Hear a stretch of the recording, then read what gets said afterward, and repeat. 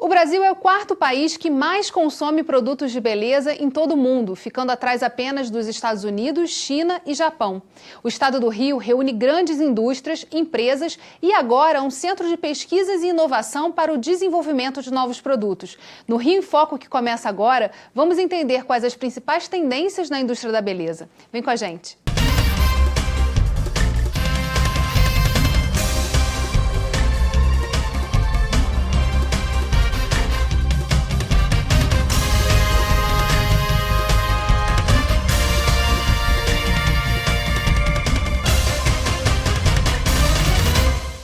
O Rio em Foco recebe o presidente do Sindicato de Indústrias de Produtos Cosméticos e Higiene Pessoal no estado do Rio, Celso Dantas, e a farmacêutica e diretora-presidente da Dermatos Cosmética, Eliane Brenner.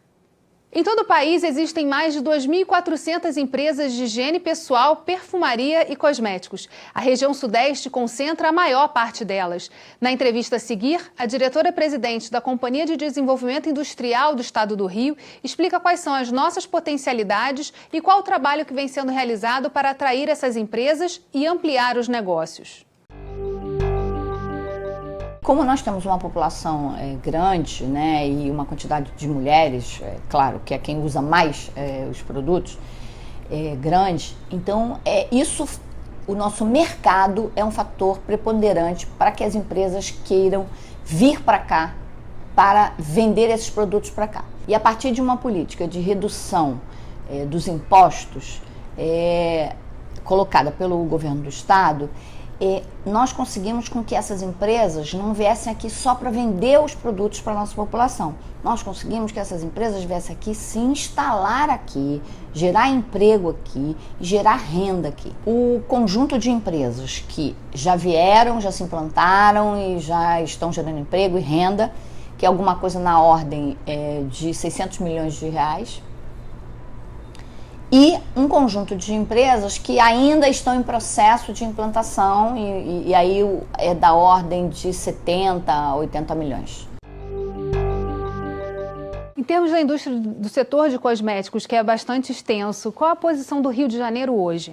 O Rio de Janeiro, ele tem uma vocação não só para consumo, mas também para instalação de indústria, né? Nós temos aqui... Na realidade, assim, o Brasil tem hoje, se não me falha, 2.650 empresas de acordo com o registro da Anvisa. E o Rio de Janeiro tem 225 empresas. É o terceiro estado com o maior número de empresas registradas, né? Bom, obviamente que a gente tem estados muito mais expressivos, como São Paulo, que quase a metade das empresas registradas estão em São Paulo.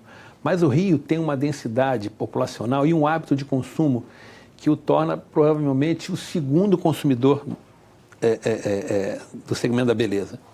O segmento da beleza faturou em 2016 46 bilhões de reais e a gente pode considerar que 20% disso foi consumido aqui no Rio de Janeiro. Nós temos todo tipo de empresa, pequena, média, e temos as multinacionais como a L'Oréal. Procter está aqui com a maior fábrica da Procter, hoje no Rio de Janeiro. Temos a Granado, que é uma empresa belíssima que construiu talvez a fábrica mais moderna que existe no Brasil, lá em Japeri, né, que é um município bem próximo aqui da capital. Temos a Alfapaf, que é uma italiana especializada no que a gente chama de segmento coiffure, né, que é o segmento cabeleireiro. Temos Pierre Faber. Temos uma empresa que é muito interessante, que hoje conseguiu fazer um grande trabalho de inovação no Brasil, que é a Lola Cosméticos, né, está aqui no Rio de Janeiro. É uma empresa que hoje é uma referência em termos do que se pode criar com cara do Rio de Janeiro, né? A Lola é a cara do Rio de Janeiro, né? E temos a beleza natural também, que é um outro segmento de serviço junto com a indústria que marcou e marca ainda profundamente, né? É um case internacional, exatamente. Então, assim, num resumo, o Rio de Janeiro tem um grande potencial, até em função de uma questão de proximidade das classes sociais, porque aqui no Rio essa proximidade, né, do asfalto com a comunidade faz com que tudo se misture num grande caldeirão e aí isso permeia com muita facilidade as possibilidades de desenvolvimento de produtos, de criação, enfim. E no setor médico também o Rio é referência, né, o que ajuda muito a atrair essas empresas. O Rio de Janeiro, como ele concentra, né, ele tem as grandes escolas de dermatologia, de cirurgia plástica, a medicina em geral no Rio de Janeiro ela tem vanguarda, isso incentivou, né? Eu tenho uma experiência de 40 anos, né? Trabalhando desenvolvendo formulações para a área médica e nós vemos que a gente tem todo um espaço para isso, né? E o Rio de Janeiro sendo vanguarda realmente para o Brasil, né? E internacionalmente também, né? Porque os médicos vêm estudar, né? Tanto cirurgia plástica quanto dermatologia no Rio de Janeiro. E em termos de perspectivas e com a crise econômica, assim, houve algum tipo de reposicionamento ou foi uma indústria que conseguiu passar, ter alguma resiliência nessa crise? Na realidade, o Rio de Janeiro talvez seja o estado que mais foi afetado pela crise. Não obstante, as empresas que estão aqui instaladas, as empresas industriais, têm seus negócios em todo o Brasil. Isso talvez não tenha sido tão sentido quanto no segmento de serviço, né? Que ali sim, com toda certeza, a crise foi mais sentida, né? São as clínicas de estética, enfim, os salões de cabeleireiro, enfim, entendeu? Quer dizer, a turma de serviço que deve ter provavelmente sentido muito mais. Bom, a gente acha sempre que o setor da beleza ele está sempre acima da crise no sentido de que o consumidor ele tem uma afinidade muito grande com o setor da beleza. Quer dizer, uma mulher, por exemplo, talvez um dos últimos itens que ela vai usar para tentar equacionar a questão orçamentária dela será deixar de comprar a tintura, coloração do cabelo, enfim, ou batom, enfim, que seja. Então, a gente conta com esse fator, que é um fator de ordem extremamente importante, que é o interesse do consumidor, principalmente da mulher, né, em se manter, né, na cadeia de consumo, apesar da crise. Mas, com certeza, não estamos passando incólumes pela crise. A gente vai fazer um rápido intervalo e vamos falar também no próximo bloco sobre como isso está ajudando também a tornar o Rio um laboratório de inovação. Não saia daí, Rio em Foco aqui, política e economia caminham juntas.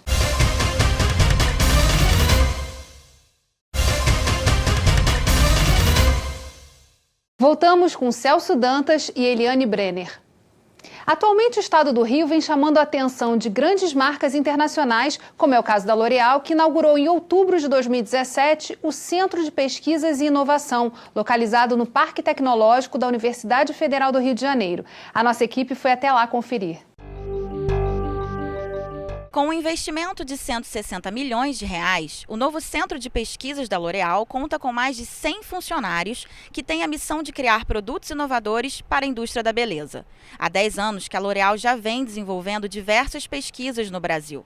E agora, um dos principais hubs da empresa está instalado no estado do Rio. O motivo? A diversidade étnica e cultural, além da importância que a beleza representa para as brasileiras. Aqui no Brasil, nossa missão é de inovar em 3 categorias onde as consumidoras brasileiras são altamente exigentes. Essas 3 categorias são cuidados do cabelo, proteção solar e deodorantes. E nessas 3 categorias, temos a responsabilidade de inovar para atender às necessidades dos consumidores brasileiros, mas também como um potencial global para o mundo inteiro. No caso do Brasil, é possível encontrar até 8 tipos de cabelo, uma característica única e uma oportunidade ainda maior para o desenvolvimento de novas pesquisas, sem contar na quantidade de produtos que uma brasileira usa por dia para o tratamento capilar. O sol, a umidade e também o uso do produto para alisar, a chapinha, os cabelos ficam muito danificados. Então, para cuidar desses cabelos, as brasileiras usam rituais muito complexos, muito sofisticados. Até 5 produtos cada dia para cuidar dos cabelos. Outros pontos positivos e que contribuem para o desenvolvimento da inovação é o modelo flexível de trabalho, tanto nas áreas de administração quanto no laboratório. É um conceito que visa adaptar o ambiente de trabalho de acordo com a necessidade de cada projeto. Não temos um laboratório de maquiagem, um laboratório de produtos solar, um laboratório de produtos de cuidados dos cabelos.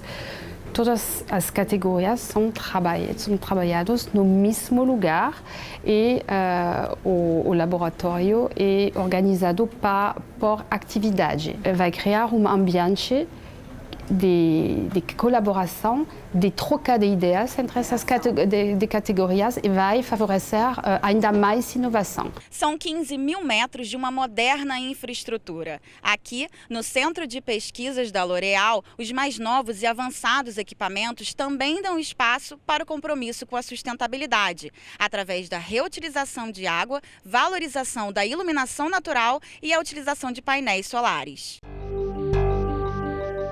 Em relação à inovação, né? O que esse mercado também permite e como a gente está posicionado no Brasil? Qual o papel da academia nesse mercado de cosméticos? O Rio de Janeiro, ele, em cima desse potencial todo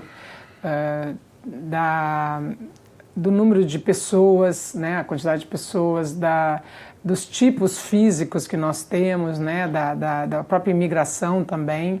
Então, isso tudo leva a própria mídia, né, as grandes televisões com sede no Rio de Janeiro também lançando, né, toda essa tendência. O que nós vemos é uma busca, porque tem várias frases sobre a pele, né? A pele que eu habito. Então, a pele, na verdade, ela é o órgão ecológico, né? Porque ela segura o meio externo, que é o seco, o ar, do meio interno, que é o úmido, né? Que nós temos a umidade interna do corpo. Então, a pele, sendo o maior órgão do corpo, ele tem necessidades de cuidados, né? E aí acontecem as mais variadas necessidades, né? As peles secas, pela genética, já, às vezes próprias crianças têm. Então a dermatologia, ela é um grande fomento de pesquisa em lançamentos de novos produtos. Por exemplo, o que nós podemos fazer também, a questão do Rio de Janeiro, é a gente ter produtos com uma inovação, de ter mais moléculas ativas do que normalmente produtos estrangeiros trazem para cá. Normalmente eles vêm com 1, 2 moléculas importantes. Nós conseguimos botar às vezes 11, 12 moléculas interessantes, sinérgicas, tanto no tratamento da face, quanto o tratamento, por exemplo, do corpo também. E o que é importante é que os importadores, a grande produção de matérias-primas mundiais, tem interesse, né, nesse mercado grande brasileiro. Então nós temos acesso, às vezes os lançamentos internacionais são feitos no Brasil e no Rio de Janeiro, que a gente tem acesso a isso, né? Então a chegada de matérias-primas, o tipo da população que nós temos, essa inovação da área, né, da academia, da epistemologia, né, de você ter um estudo em relação a isso tudo favorece, né? E eu diria que a mulher, por exemplo, no cabelo, né, dizem que são só 5. Eu já escrevi, dá em torno de mais de 50 itens para a mulher. E o homem, se é um homem que faça uma higiene básica, ele teria que ter uns 30 produtos. É muita coisa, né? Agora, em relação à visão do gestor e do fazedor de política pública, quando a gente fala de estímulos à cadeia e ao setor de cosméticos, do que a gente está falando, na verdade? Qual o tamanho dessa cadeia, qual a extensão dela e qual a importância de olhar para ela? Nós temos um desafio que é com relação à tributação. Da mesma forma que o Estado do Rio de Janeiro conseguiu promover caminhos para facilitar a implantação de empresas, né, no sentido de geração de empregos, a gente acha que o Rio de Janeiro, a cadeia produtiva total dele, deva contemplar mais de 500 mil empregos, quer dizer, uma quantidade muito expressiva.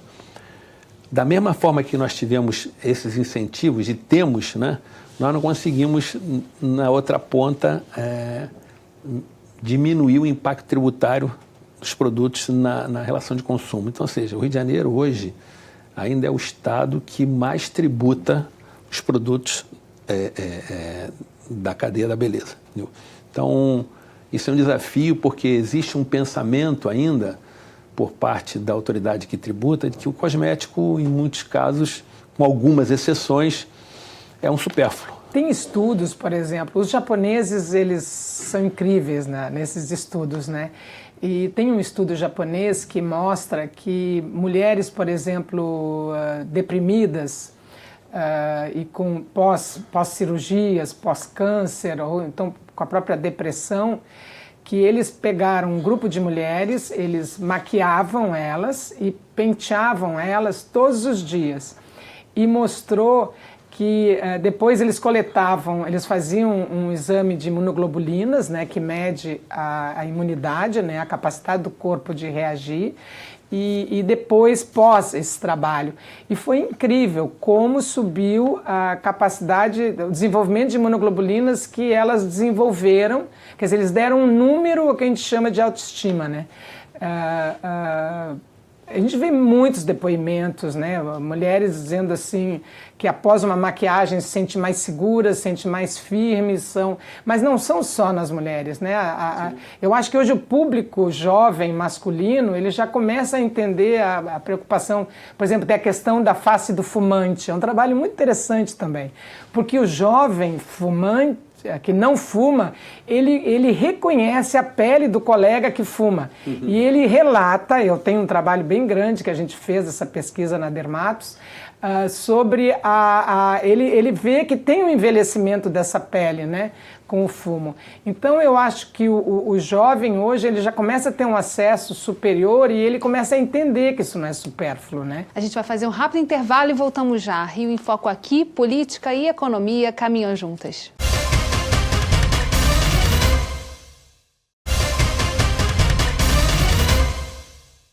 Para além da capital, outros municípios da região metropolitana do estado do Rio também concentram grandes fábricas do setor da beleza, como é o caso de Nova Iguaçu, que possui cerca de 12 indústrias de cosméticos e representa 11% do total desse setor em todo o estado. Vamos ver. Localizada no bairro da Viga, a Naturhair, marca brasileira de cosméticos capilares, é uma das indústrias que há 17 anos faz parte do polo industrial de beleza do município de Nova Iguaçu. A gente veio para cá justamente por poder estar mais próximo dos nossos concorrentes diretos, né? E isso trouxe uma competitividade melhor para a gente, até para poder estar perto das inovações, dos fornecedores que já faziam um atendimento para a gente aqui. Tem empresas fortíssimas no mercado nacional que são concentradas aqui em Nova Iguaçu, né? Atualmente, a fábrica emprega cerca de 500 funcionários e, apesar da crise, as projeções para 2018 são otimistas. A gente tomou inúmeras ações, principalmente comerciais, para que não impactasse no nosso mercado diretamente, né? E esse ano a gente acredita que vai ser um ano de retomada, que as coisas vão aquecer, já tem melhorado um pouco. A gente espera ter um crescimento de 10% a 15% em 2018. Outro exemplo de referência nesse setor é a Casa Alpino, que está há 30 anos no mercado. O seu Antônio Alpino começou vendendo produtos de cutelaria e barbearia e hoje possui uma rede de produtos e serviços profissionais de diversas marcas para salões de beleza e para o consumidor final. A indústria de cosméticos nesse tempo cresceu muito, né, no Brasil, né? Não só em Nova Iguaçu, mas no Brasil, né? A indústria cresceu muito, se desenvolveu, se aperfeiçoou, porque naquela época a gente tinha muito pouco produto nacional. Ao longo do tempo, esse mercado foi evoluindo muito, as indústrias foram se especializando, foram trazendo matérias-primas importadas e aperfeiçoando embalagem, qualidade, né? Então hoje a gente tem um mercado muito, muito amplo, né, que atende perfeitamente todo segmento, toda classe social, temos produtos de qualidade para todo tipo de preço.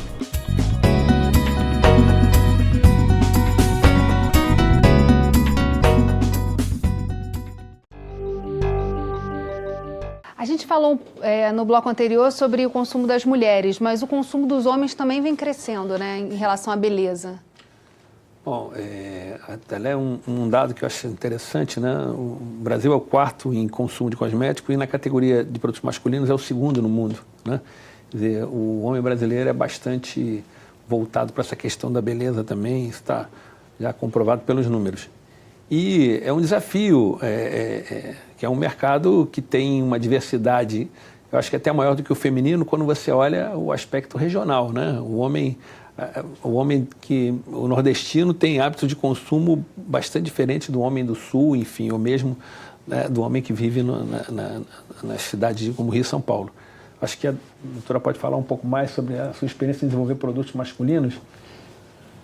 Eu acho assim, por exemplo, o homem, a foliculite de barba, né, a queda capilar, os desodorantes apropriados. Nós da Dermatos temos uma expertise em poder adequar um desodorante àquela pessoa, né?